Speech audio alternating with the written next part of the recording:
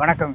பொள்ளாச்சி ஆனமலையில் விவசாயம் பார்க்குறவங்க ஒரு மூட்டை நெல் இப்போ வீசி விட்டோம்னா ஒரு 3 மாதம் கழிச்சா 4 வண்டி 4.5 வண்டி விளையும்.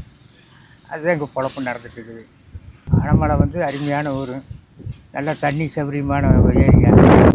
விவசாயத்தில் ரொம்ப கஷ்டப்படுறோம். மழை பெஞ்சாலும் இயற்கை வந்து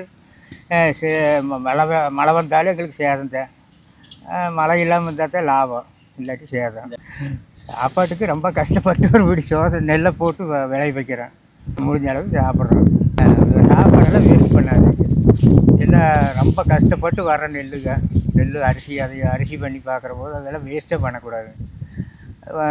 நம்ம முடிஞ்ச அளவுக்கு உதவியாக செஞ்சுக்கலாம், ஆனால் வேஸ்ட் பண்ணக்கூடாது.